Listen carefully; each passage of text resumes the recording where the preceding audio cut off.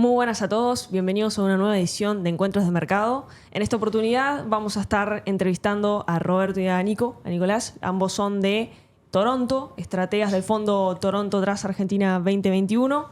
Así que, bueno, los presento, les doy la bienvenida y vamos a estar indagando sobre el fondo específicamente y sobre cuáles son sus perspectivas de mercado, por qué fue que se creó un fondo. Vamos a indagar un poco por ahí de ese lado de qué se trata y específicamente qué nos viene, qué oportunidades nos puede brindar como inversores poder acceder a este instrumento de inversión.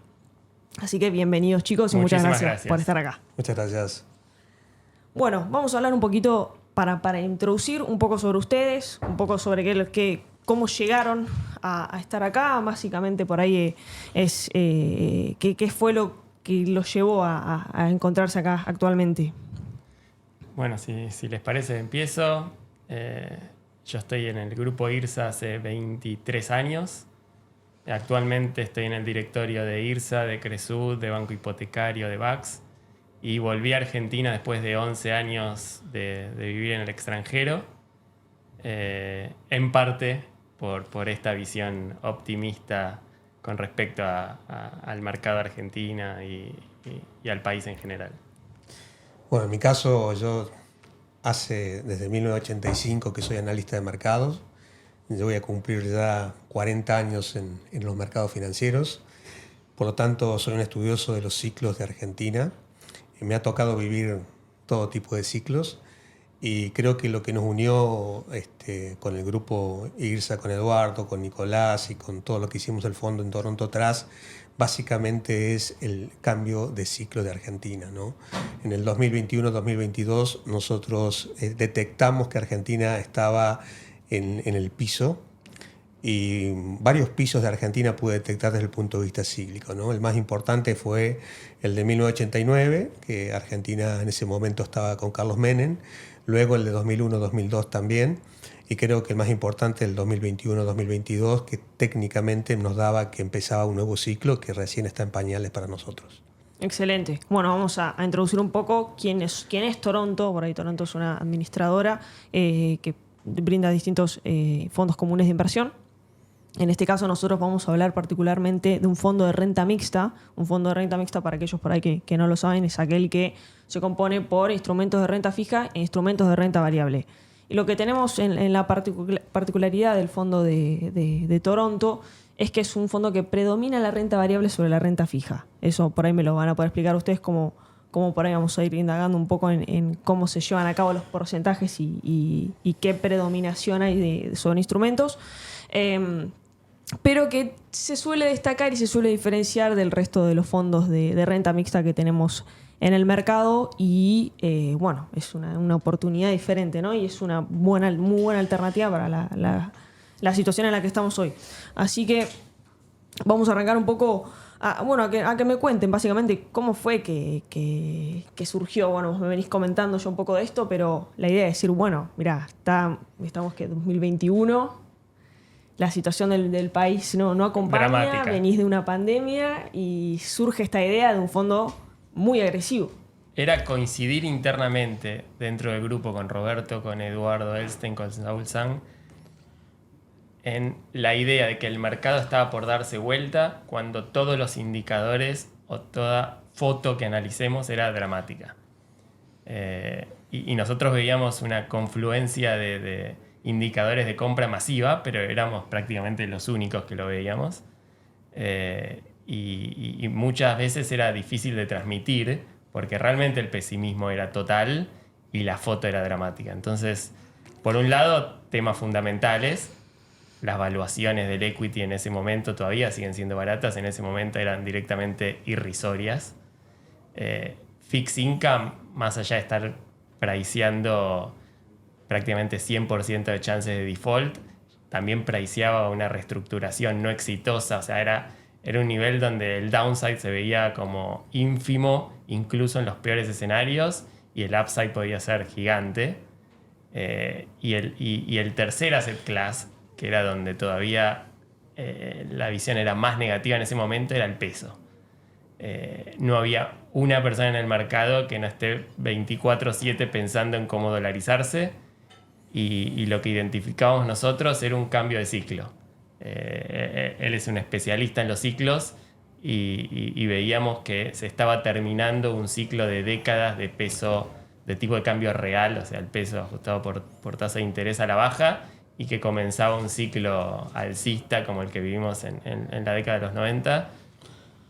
Y estábamos listos para jugarlo y se nos ocurrió la idea de lanzar un fondo y jugarle a este view de recuperación de Argentina con fuerza, sabiendo que al principio iba a ser difícil convencer al público y que de a poco confiábamos iban a empezar a sumar. Bien. Sí, lo que dice Nico es muy gracioso porque yo personalmente resido en México hace muchos años. Nico vino nuevamente acá a Argentina con el grupo. Yo todavía estoy en México, pero en realidad a Nico y a mí, estando afuera, nos parecía tan irrisorio y tan claro que Argentina estaba tan barato y una oportunidad histórica. De hecho, que como bien dice Nico, yo soy un estudioso de los ciclos y realmente me daba que el peso estaba en los niveles del 82, del 89, o sea, toda la gente dolarizada, y por lo tanto me parecía que era una oportunidad histórica con activos muy desafiados argentinos. Y me acuerdo que cuando estábamos haciendo el fondo con Nico, inclusive te voy a decir qué tan agresivos fuimos nosotros. La CNB no nos dejó tener un performance fee.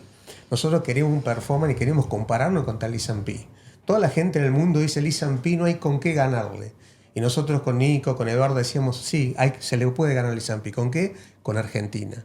Y efectivamente, si hubiéramos hecho un fondo que pudiera tener performance contra el S&P, le ganamos, pero por mucho. Le ganamos al dólar, le ganamos a la tasa de inflación, le ganamos al S&P, le ganamos a todo. Porque Argentina fue 2023 la bolsa que más subió en el mundo, 2022 la que más subió en el mundo y 2024 vamos liderando los rendimientos también, ¿no? Sí, eso es muy importante para destacar, eso está buenísimo. Sí. Y bueno, ¿y cómo fue el inicio de como digamos, en la composición de instrumentos en su inicio y cómo fue transcurriendo y si se tuvo que ir adaptando a hoy o se mantuvieron siempre por ahí con un mismo parámetro? A ver, desde el principio estamos muy optimistas con el mercado argentino, pero una de las peculiaridades de este fondo es la administración activa. Estamos permanentemente rotando y tratando de maximizar el retorno a través de la rotación. Siempre tuvimos una participación del equity muy relevante en el fondo, pero dentro del equity rotamos permanentemente. También hay una parte que jugamos de una u otra forma al carry trade, sabiendo que es un play donde puede dar muy buenos retornos en determinados momentos y hay otros en los que mejor correrse un poco y para volver a entrar después con más fuerza. Ahí la administración activa es clave. Okay. Y desde el principio lo que es hard dollar nos gusta mucho y siempre creímos que había mucho potencial ahí también. Sí, básicamente nosotros veíamos valores de bonos de default. Yo siempre recuerdo la frase que vos decías, Nico, ¿te acordás? Que decías que era un equity, el fixed income, ¿no? Porque vos no lo podías mirar como tasa. Un bono argentino rendía 40% cuando Rusia y Ucrania están en guerra y rendían menos en ese sentido. Decía, ¿cómo puede ser que un bono argentino rinda 40%? Entonces, obviamente, hoy ya estamos debajo del 20%, ¿no? Entonces, obviamente, hubo un terreno que se recorrió. Obviamente, tiene mucho que ver el cambio de gobierno, pero esto ya venía desde el cambio de ciclo del mercado. O sea, obviamente, si vos tomás qué pasó con el nuevo gobierno, que obviamente es más promercado, más liberal, se acentuó la tendencia del mercado argentino, pero ya desde el piso, ya el mercado tenía un buen recorrido en ese sentido. O sea, creo que al gobierno actual le tocaron vientos de cola, ¿no? Es como que el cambio cíclico hace de que tu empuje y el ciclo se vaya retroalimentando cada vez más, ¿no? Y vos lo vas notando, ¿no? Cada vez más gente habla de Argentina, cada vez más gente está interesada en el mercado argentino y creo que eso es muy impactante, ¿no? Por lo menos yo que estoy en el exterior, el presidente Milei no pasa desapercibido, ¿no? O sea, vos vas a Estados Unidos y antes te decían Messi y ahora te dicen Milei, ¿no? Entonces vos vas a México y te dicen Milei. Entonces vos le preguntas a cualquier persona y sabe que es el presidente argentino. O sea, es un disruptivo, obviamente, ¿no? Entonces eso también ha generado un interés especial y dice, no, ¿dónde está Argentina en el mapa? Está al fin del mundo. Pero ¿cómo está rindiendo? Y vos ves los rendimientos que tiene, entonces la gente realmente ha tenido mucho interés en Argentina siguiendo la evolución de lo que está pasando actualmente en la política económica argentina y en el gobierno, ¿no? Igual creo que vale la pena aclarar que en el momento en el que lanzamos el fondo, no sabíamos ni siquiera quiénes iban a ser los candidatos. No, es verdad, en ese O sea, momento. en ese Sí. momento no sabíamos Sí. quiénes iban a ser los candidatos. Totalmente. Ni hablar quién iba a ganar, pero ni siquiera estaban claros los candidatos. Lo que sí veíamos era una tendencia en el mundo, producto del descontento de la pandemia, donde las oposiciones tendían a ganar. Sí, yo Pero- creo que viéndolo internacionalmente también es una buena oportunidad porque 100%. ves un view de afuera que desde acá por ahí no lo podemos detectar. Entonces eso también es... Entonces Es un veíamos, alcance veíamos en distinto. el mundo las oposiciones ganándole a los oficialismos y Latinoamérica bastante promercado y Argentina era como lo opuesto. Entonces sentíamos que podía darse vuelta por completo eso y captar mucha atención. Al mismo tiempo, un contexto económico tendiente a la inflación en el mundo, con bancos centrales aumentando la oferta monetaria en niveles sin precedentes, creíamos que era una oportunidad para Argentina de despegar impresionante. Bien, y también mencionaste el que hacen carry trade. O sea, vamos a aclarar, ustedes predominan renta variable sobre renta fija. Eso siempre se mantuvo así, ¿no? Por legislación es así, porque nuestro fondo no puede tener más del 25% en hard dollar, ¿no? Bien. En bono hard, en ese sentido. Claro, ¿no? tal cual. Y siempre mantienen, a lo que voy por ahí es, en la parte que es de renta fija, siempre va a quedar el bono hard dólar. No diría siempre, por ahora nos sigue gustando Para el futuro mucho. puede cambiar, Sí. pero por lo que viene Hasta la el momento trayectoria... siempre Entonces lo llevamos juegan al por ahí 20. con la volatilidad del equity, de la renta fija hard de la Argentina, que es agresiva, y también con el carry trade. Que ¿cuál es la perspectiva que tuvieron ustedes o tienen ustedes ahora para futuro? Eso es algo con lo que se vino jugando mucho estos Se vino últimos jugando meses. mucho, era una mala palabra absoluta al principio y sabemos que los movimientos en contra pueden ser muy violentos en periodos muy cortos de plazo, por lo tanto siempre los jugamos muy activamente. Estamos Ok, bien. más sí. expuestos en determinados momentos, cero exposición en otras. Como toda tendencia tiene movimientos tendenciales y contratendenciales. Específicamente en esta operatoria tratamos de estar afuera en los movimientos contratendenciales. Bien. Sí, yo venía de hecho que mi trabajo inicial en la década del 80 fue, yo empecé el análisis técnico, tenés que tener idea, pues no habías ni nacido siquiera cuando Alfonsín entró al gobierno, ¿no? Alfonsín siempre tuvo un problema económico muy fuerte, que fue la inflación, que fue algo que Argentina fue crónica para Argentina, de tratar de destruir el fenómeno inflacionario. Y de ese momento la pregunta básica es, ¿estoy en dólares o estoy en pesos? Pero los pesos no los tengo bajo el colchón. Los dólares los tengo bajo el colchón y los pesos los tengo trabajando. Entonces, ¿dónde los tengo trabajando? En la bolsa, comprando bonos en pesos. ¿Me entendés? En ese sentido. Entonces, cuando vos tenés un valor de dólar tan alto como viste en el 2021, 2022, me acuerdo cuando lanzamos el fondo, ¿te acordás, Nico? Estaba Guzmán, después renunció Guzmán, vino Batakis, que estuvo un tiempo acá, y después entró Massa. O sea, vos imaginate todos los cambios que hubo en ese sentido. Y me acuerdo que cuando vino Batakis, tuvimos en el fondo una caída, que creo que fue la primera vez que nos pusimos neutros o algo negativos. Y me acuerdo, teníamos reuniones de comité, decíamos, bueno, tenemos que comprar más, ojalá que... Pero bueno, como es un fondo, la gente normalmente compra el éxito, ¿no? O sea, cuando vos ves que el fondo está rindiendo bien, quiero ese fondo, ¿no? Sí. Nosotros hicimos una gira con Nico, con Eduardo, por toda Latinoamérica, hablando de Argentina, y la gente no quería ni escuchar de Argentina. Como bien dice Nico, ni se asomaba la posibilidad de que Milei fuera presidente, porque en definitiva fue una carambola que Milei fuera presidente en ese sentido. No, yo creo que ese punto también es muy complejo porque tenés que convencer a un público para que pueda acceder a un fondo. Es básicamente a base de promesas, porque en ese momento no teníamos ningunos fundamentals para poder para poder decir mira cómo estamos hoy. La estrategia en ese Entonces, momento y sobre todo en los roadshows afuera era tanto el pesimismo con Argentina que nuestra idea era lograr transmitir el mensaje de que éramos optimistas para en un par de años volver a hablar. O sea, casi que sentíamos que no podíamos convencerlos en ese momento, pero sí se iban a quedar con la idea de que alguien los fue a ver en el peor momento a decirles que el bear market se había terminado y se iban a sumar como típico extranjero sofisticado tarde a la ola, pero mejor tarde que nunca. Sí, yo creo que también verlo desde el punto de vista de los ciclos está bueno y te da por ahí un margen a poder explicarlo muy desde el afuera, sin tener en cuenta ningún contexto macroeconómico de la Argentina. Lo dejas completamente afuera porque para ese momento no tenías ningún a favor. para poder hablar del mercado, así que yo creo que por ahí lo podés ver más desde un análisis más técnico que es fundamental para poder decir, bueno, estas cosas fueron así y se pueden volver a dar así en un futuro. Igual es complejo la venta. intentábamos hablar de fundamentals también, porque las valuaciones no había forma de estudiar una evaluación y que el resultado no sea que estaba baratísimo. Claro, ese lado también. Y por otro lado, y era uno de los factores más importantes que tratamos de remarcar, estamos hablando de un mercado ínfimo, volumen tendiente a cero, con manos extranjeras inexistentes. Cuando esto se empiece a dar vuelta un poquito, el rally puede ser gigante. O sea, es una especie de puerta 12 de la suba. Entonces, lo que muchos ven como una debilidad, que es un mercado chico, sin duda es una debilidad, lo que puede llegar a generar es una aceleración del rally en los comienzos. Y todavía no llegamos a las manos extranjeras fuerte, invirtiendo fuerte. Recién ahora están empezando a poner unas fichas en Argentina, pero todavía creemos que lo mejor está por venir. Sí, tal cual. Yo creo que está bueno verlo desde ese punto de vista de que pasamos de estar en precios de default a empezando a estar en precios relativamente normales, pero que es un comienzo al potencial que podemos llegar a tener a futuro. Por eso también es importante saber que es un fondo que es a largo plazo, que hay que mirarlo. Sí, todavía estamos baratos. Argentina, yo creo que el ciclo que empezó Argentina es muy importante. Yo sigo los ciclos del 82, tuvimos el piso del ciclo después de la devaluación de Martínez de Oz y Sigot, y en 82 tuvimos el valor más alto del dólar de la historia.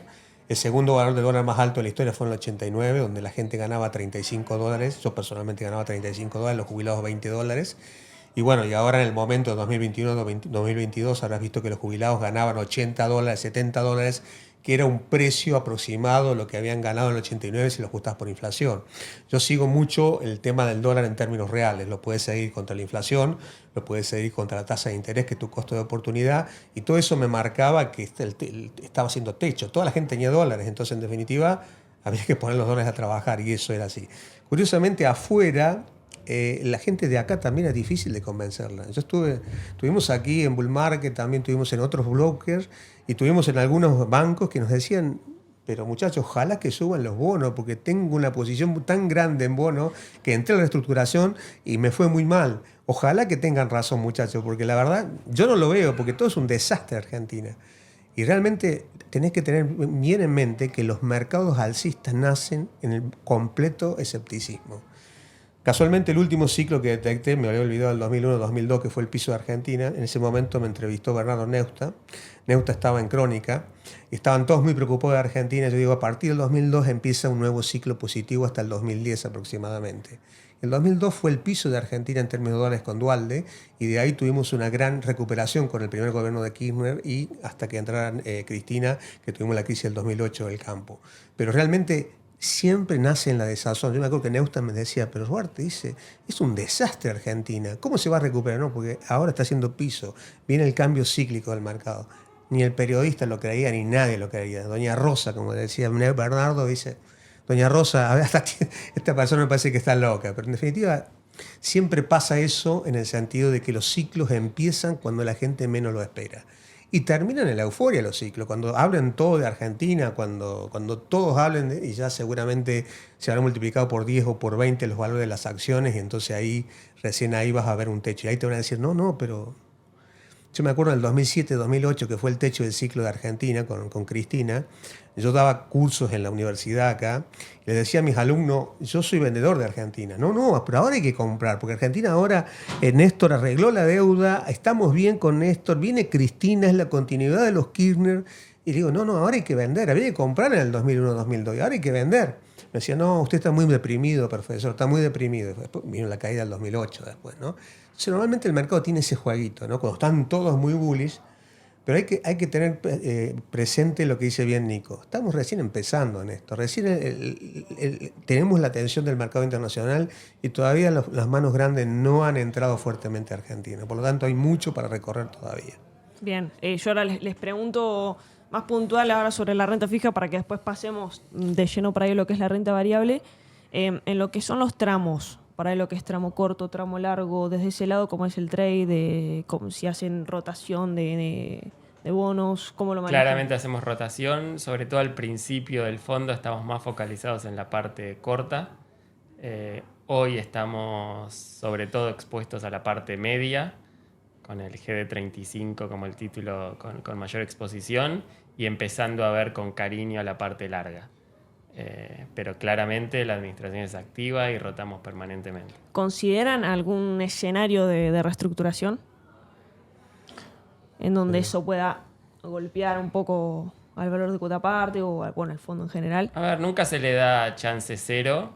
Creo que estamos cada vez más lejos de ese escenario. Al principio se daba por sentado que iba a haber reestructuración. La pregunta era cuán agresiva o con qué magnitud de éxito, pero nadie dudaba que iba a haber una reestructuración. Hoy ese escenario queda cada vez más lejos, pero no está del todo descontado.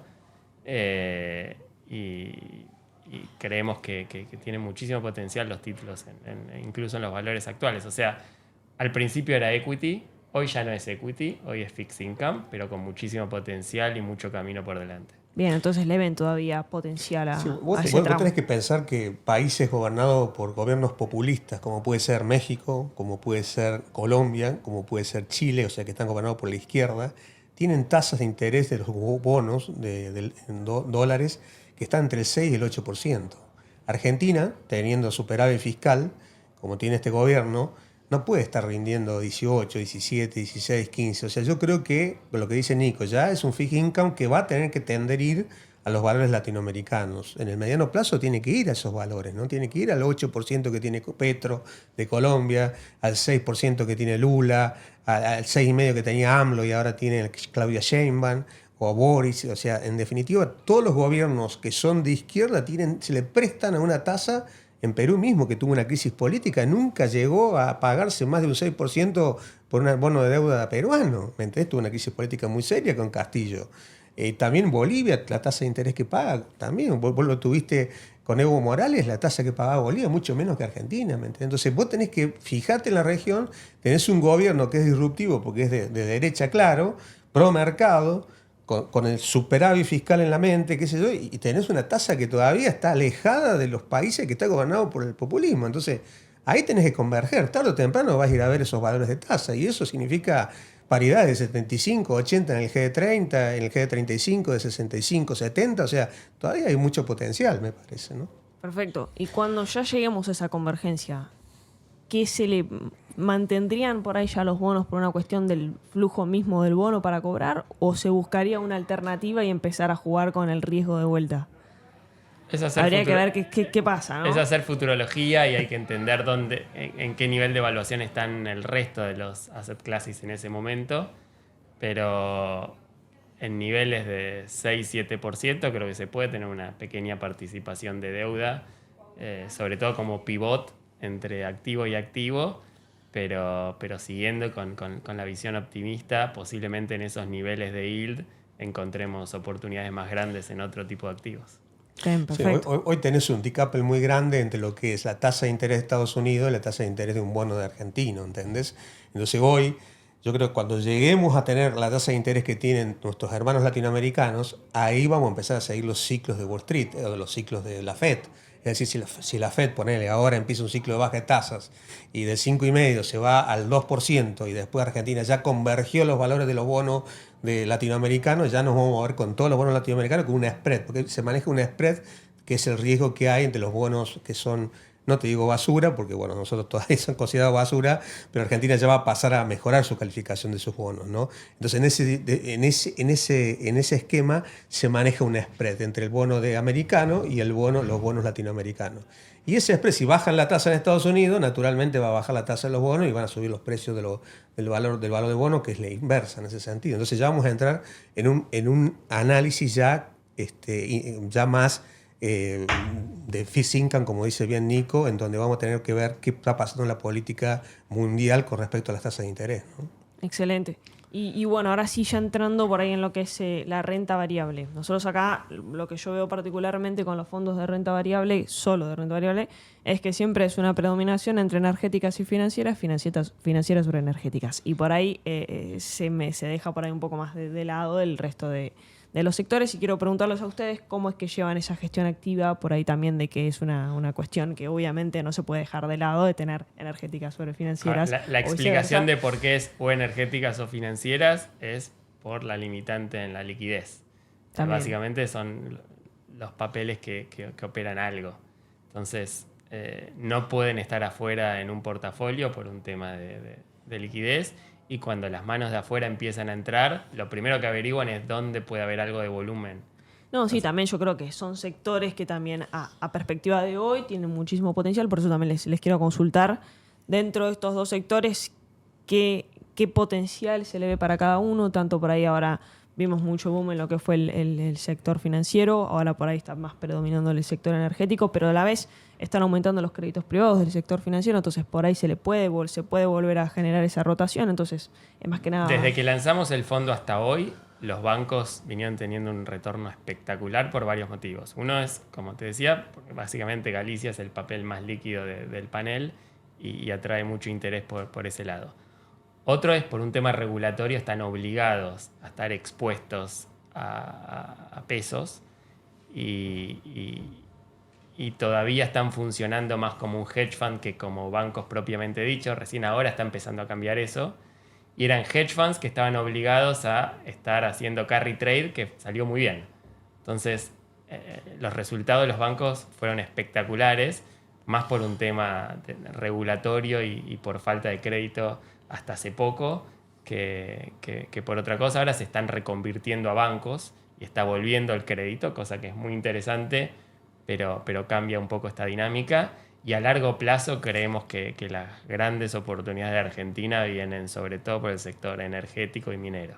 Bien, también yo creo que esto por ahí es una visión más personal en relación por ahí a lo que veo, que es que yo creo que de acá hasta el 2030, por ahí si todo sigue saliendo bien, es muy probable que veamos mucha volatilidad también en los sectores por esta cuestión de que las empresas van a estar en proceso de crecimiento y en proceso también de adaptarse a estas nuevas condiciones, que a futuro obviamente van a ser mucho mejor de lo que son ahora y van a estar a valores mucho más altos, pero es muy probable que durante de acá a 3-4 años yo creo que por ahí vamos a entrar en una cierta volatilidad y por ahí quiero preguntarles si ustedes por ahí lo pueden llegar a ver de ese estilo y si también se considera por ahí esas salidas, esas entradas y salidas constantes que generan esta volatilidad en lo que es la evaluación del fondo en sí.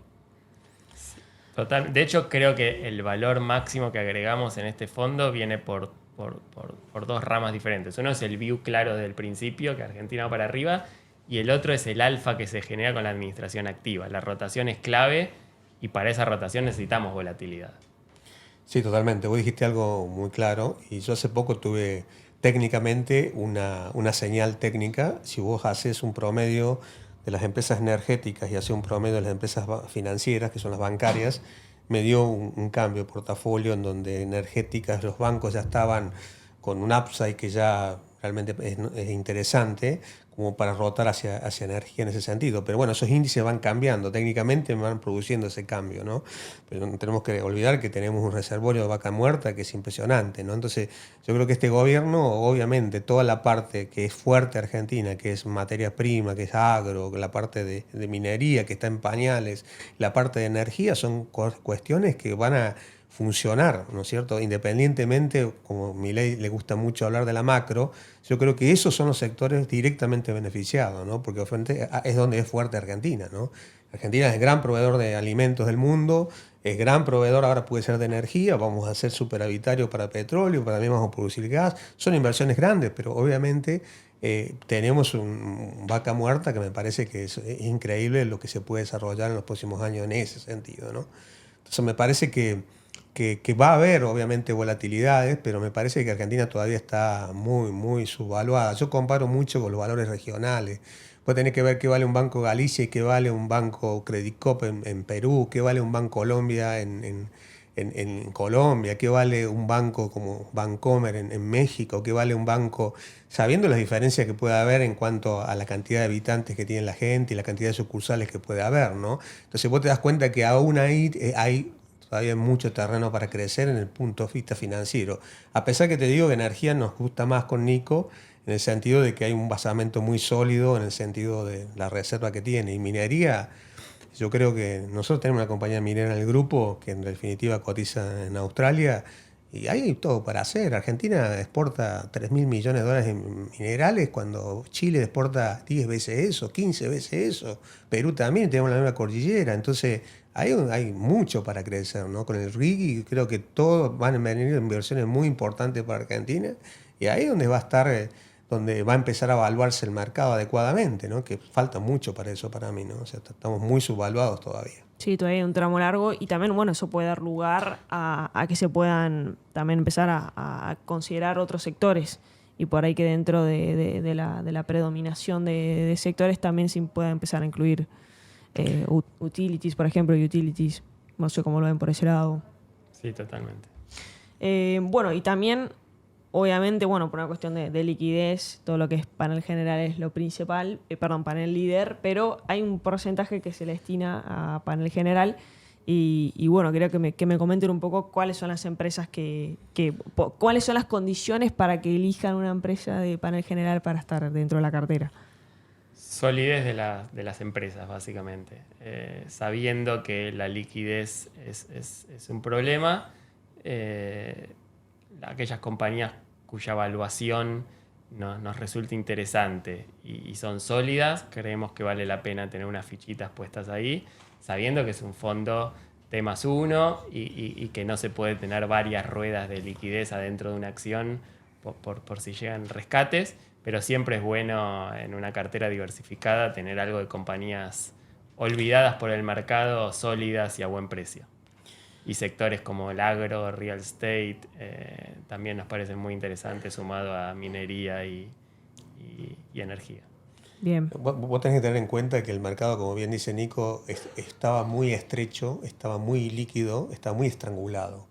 Entonces ahora lo que está teniendo liquidez son estas acciones que todas las conocen, Galicia, YPF, o sea, todas las acciones que Pampa Energy, todas esas que tienen liquidez porque también inclusive tienen ADR en New York. Normalmente yo viví el bull market del 85, del 87, 89 de Argentina, que fue terrible con Menem cuando vino con Cavallo, que fue espectacular.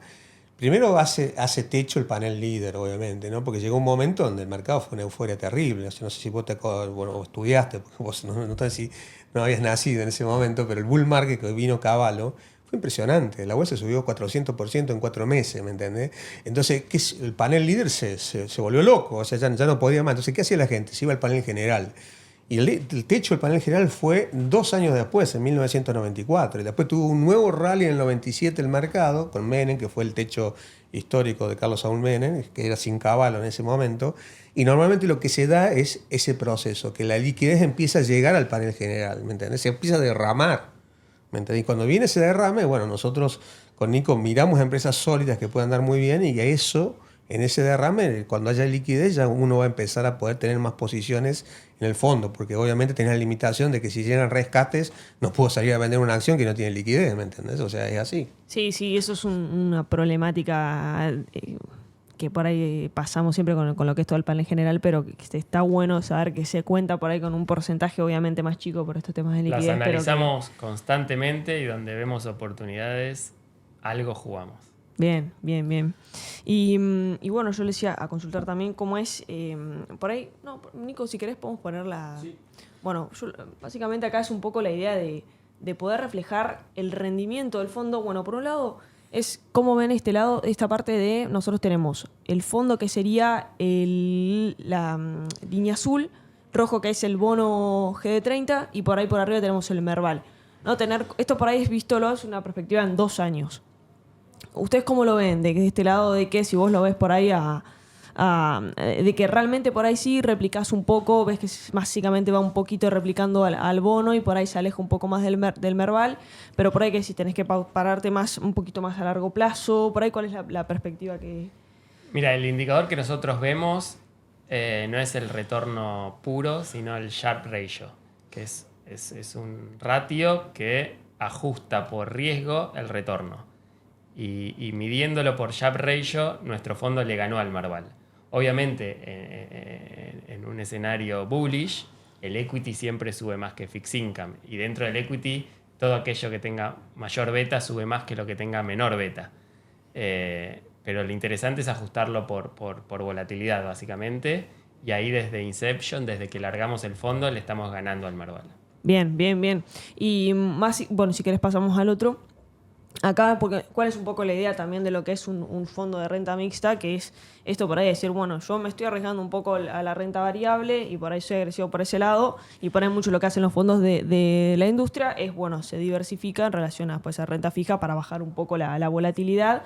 Y acá es donde tenemos por ahí el diferencial con Toronto, que aumentás un poquito más el riesgo, pero también el retorno es un poco más elevado. Por eso lo quiero reflejar acá con este gráfico, que sería obviamente la línea la línea naranja, que tenemos esto visto en una perspectiva de 2 años, que tiene un 884% de rendimiento, que es superior al resto de los fondos de la industria. Y por ahí, desde ese lado, está bueno verlo, de decir, para esto más que nada para el inversor, ¿no? ¿Cuál es la perspectiva que tiene que tener en cuenta el inversor cuando va a entrar? Que la volatilidad por ahí es mayor, pero a la larga y estando en el plazo de tiempo necesario, obtenés un rendimiento superior. Totalmente. Al final lo que intentamos hacer es generar alfa.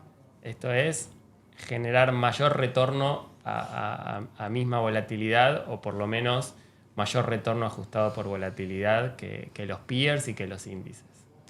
Sí, obviamente, cuando vos decís la volatilidad, yo creo que cuando un ciclo empieza, y es tan importante en este caso, a mí me da que Argentina tiene ciclo positivo de bolsa bursátil hasta el 2031, y hasta el 2040 me da el tema de la moneda, ¿no? Que puede estar estable o firme en ese sentido, ¿no? Recordar que Argentina ha venido de un descrédito en la moneda, y quizás ustedes, como tengo que repetir, la gente joven no tiene idea, pero uno tiene que estudiar. Yo me empecé a estudiar en 85 el mercado argentino y el mercado latinoamericano en ese sentido, pero es increíble ver que en Argentina, en el 82, 81, los argentinos estaban por todo el mundo diciendo deme dos, porque en ese momento el dólar estaba súper barato en Argentina. Ir de Europa a argentino promedio. Después tuvimos 11 años de convertibilidad, en donde Argentina era $1, $1. Entonces la gente decía, no, pero todo es barato en el mundo para nosotros. Y pasamos a ser la moneda. Yo estaba en México, porque hace los últimos 30, 25 años viví en México, y estaba en México y decía, yo quiero ser un país como Argentina, que $1 valga $1. Ellos habían tenido el tequila en el 95, había pasado de 2 a 8 el peso. Y después eran 1 a 1. Argentina tuvo 1 a 1 y decían, la moneda más fuerte del mundo es el peso argentino. Y de ahí pasamos a ser la peor basura de la moneda, ¿me entendés? O sea, esos ciclos yo los viví muy de cerca, ¿no? Porque pasamos a ser la mejor moneda, y seguramente en el 2035, 2040 hablaremos de la gran moneda argentina, la gente guardando los pesos abajo del colchón, no los dólares, ¿no? Porque cambia la ciclicidad en ese sentido. En 1920 Argentina era la moneda más valiosa del mundo, la gente ahorraba en monedas de oro de Argentina. Imagínate, en 60, con el Frondizi, en 1960 también fue declarada la moneda del año Argentina. Y ahora vamos camino a que la moneda argentina, bueno, ya se está viendo, ¿no? Yo creo que la moneda, el dólar, ha bajado contra el peso, se ha fortalecido con respecto al dólar en ese sentido, ¿no? Con este gobierno. Sí, yo creo que está bueno tener esa gestión también con la historia, ¿no? De saber, muchas veces es esto, las secuencias por ahí por las que se pasó en Argentina, muchas se repiten. Por ahí yo he visto que se fueron repitiendo, entonces tenerlas bien en claro y básicamente también haberlas vivido, eso ayuda un montón, y es siempre está bueno porque te da herramientas para poder afrontar cualquier escenario que se pueda llegar a dar a futuro. Y bueno, con esto por ahí ya vamos un poco cerrando. Les quiero consultar por ahí, esto más que nada para el inversor, de que le puedan transmitir cuáles son por ahí los principales riesgos o limitaciones del fondo para un inversor a largo plazo con el contexto actual. Siempre hay que entender que los mercados en general, pero sobre todo mercados como los argentinos, tienen mucha volatilidad y hay que entenderla, no solo saberlo, sino entenderla, y cada uno de los inversores tiene que entender si está dispuesto a tomar esa volatilidad y si eventualmente se banca un movimiento contratendencial en su portafolio. Eso siempre, y es responsabilidad de los inversores y quizás de Bull Market como asesor o ALIC, y cada uno de los asesores ayudar a los inversores a entender eso, y después obviamente contexto internacional influye muchísimo. Nosotros somos muy optimistas con el viento de cola, como decía Roberto, sobre Argentina. pero siempre entendiendo que el mercado es volátil y va a seguir siendo volátil. Bien. Imagínate, Valen, que estamos hablando del reservorio de Vaca Muerta y el petróleo llegó a tocar $130 con la invasión de Rusia a Ucrania y hoy vale $68. Imagínate si se va a 130 de nuevo. Yo creo que va a pasar eso en los próximos años. Imagínate que la soja con la invasión se fue a 1.700 el bushel y ahora lo tenés en 1.000. Imagínate si vuelve a 1.700. Nosotros somos proveedores de materia prima. El oro está firme. El oro es uno de los pocos commodities que están en nuevos máximos. Pero los commodities, en realidad, las materias primas están muy bajas, en definitiva. Están muy baratas. Entonces me da la sensación que Argentina, un gran proveedor de materias primas del mundo, si encima nos está yendo como nos está yendo, con los precios que tienen las materias primas hoy, que muchos productores de soja están hasta llorando por los precios bajos que hay internacionales, pero yo creo que eso, para mí, la soja está en un piso que lo coincidimos con Nico, el maíz, la soja, y eso va a generar mayor ingreso. Imagínate minería que ni siquiera Argentina está produciendo. Si se llega a abrir la minería, que ya tenemos valores de oro muy interesantes para producir oro, para producir cobre, para producir plata, va a ser muy interesante todo este tema, porque en definitiva vos sos productor de algo que está subiendo de precio. Por lo tanto, las arcas del Estado, obviamente, se van a llenar en ese sentido, ¿no? Porque si producís soja y hoy facturas $30.000 millones, pero si el precio se duplica, vas a facturar $60.000 millones. Y si te dedicas a aproximarte a ser un país minero como Chile y vas a exportar $20.000 millones, son $20.000 millones más. Y energía pasas a ser superavitario, bueno, olvídate, Argentina se dio vuelta, ¿no? Es el país de los próximos 10, 20 años, ¿no? Perfecto. No, sí, queda muy claro en que todavía hay mucha perspectiva y mucho margen para poder llegar a valores que realmente pueden posicionarte y dejar en una buena posición al inversor. Así que eso está muy bueno para tenerlo en cuenta. Y bueno, ya como para finalizar, traigo un juego. Vamos a hacer algo que esto es nuevo acá para el programa, que vamos a presentar una serie de cartas de truco y los chicos nos van a decir cuáles son sus instrumentos preferidos, básicamente. Sería un poco o no tan preferidos. Acá yo les voy a ir mostrando. Tenemos, por ahí para que él conoce el truco, tenemos el 1 de espada, que sería el mejor, el 1 de basto, 7 de espada y el 4 de copas. Es el instrumento que menos elegirían. Bueno, pues podemos empezar por el 4 de copas, ¿no? Como dice Nico. Eso creo que vamos a coincidir, Y dale, ¿no? dale, vamos de peor a mejor. Tener los dólares bajo el colchón, hay que Sí, ponerlo a claro. trabajar. Hay que poner a trabajar, hay que sacar los dólares del colchón porque ahí no hay futuro en ese sentido. Creo que Argentina ha entrado en un ciclo donde el dólar va a perder contra las inversiones en pesos colocadas en bolsa y en bonos en ese sentido. Estamos en un ciclo positivo, no negativo. Desde el 2001 al 2021 el dólar no había con qué ganarle. Pero ahora, del 2021 al 2040, me parece que hay muchos instrumentos que le van a ganar al dólar. Por eso, sacarlos del colchón y ponerlos a trabajar. Coincido 100%. Bien, coincido, me gusta. El 4 de copas es estar fuera del mercado. Bien. Exactamente. Bueno, entonces vamos a hacer así con este. Bueno, 7 igual, 7 espadas, muy bueno. Pero vamos a ir entonces con un instrumento que sea más vamos a poner como si fuera un 7 de basto, más que un 7 de espada. Un instrumento que sea 7 de basto. Y más para dejar los más top para el Yo final. diría bonos corporativos. Está bien, las compañías están muy sólidas, no tengo dudas que lo van a pagar, pero son retornos de país normalizado. Y creo que Argentina va hacia eso. Es muy estable, no le veo gran potencial. Bien. Sería como una alternativa de bajo riesgo. Ya, Sí, es colocar a tasa en un escenario normalizado, sin ningún tipo de dudas de que se va a pagar. Bien. Yo voy a ser más agresivo que Nico. Para mí, GD35, GD38 y GD41 en 7 de espada, para mí. ¿Sí? Bien. Bien. Interesante. Muchas disruptivas y un cambio de bono corporativo. Pero yo bono estaba hablando de soberano. basto, no de espada, ¿no? Perdón, yo pues miraba el de espada, ¿no? Bueno, también No, Vaya. sí, estamos con este, pero por ahí viéndolo como decir, bueno, para poder dejar los dos Yo pensé que me mejores hablabas de un 7 de instrumentos. basto, como algo. Claro, 7 basto, claro. Sí, 7 por ahí basto no yo tiene entré valor, un 7 poco más en cercano razón. al 4. Sí, sí. Claro, más cercano del 4, claro, no tiene valor. El 7 de oro sí puede ser, claro. Pensé que de basto. No, entonces sí, no. Yo diría Carry Trade 7 de espada. Creo que tiene muchísimo potencial, pero merece una administración activa, por eso no llega a ancho. Pero para futuro, ¿seguís viendo un carry trade el año que viene? Sí.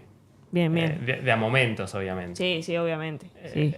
A nadie le recomendaría hacer carry trade e irse a dormir por unos años. No. Merece una administración activa. Ancho de basto, yo iría con hard dollar. Creo que todavía hay mucho potencial y tiene tanto potencial de capital como una buena tasa. Y ancho de espada sin duda es equity y hasta me animo a decir sector energético y minero. Bien. Bueno, vos nombraste a un 7 de espada a hard dollar, así que no vale repetirlos. Equity, Vamos a ver. sí. El ancho de basto te lo pondría en el sector de sectores vinculados a la producción agropecuaria y minera, y el ancho de espada sin duda energía. Para mí tienen un gran potencial. Bien. Muy interesante. Me gusta cuál es su view. Así que bueno, chicos, con esto finalizamos y la verdad, muy interesante. Muy bueno todos los datos que mencionamos. Gracias, así que vale. muchísimas gracias por haber venido. Contigo, ¿sí? Un gusto.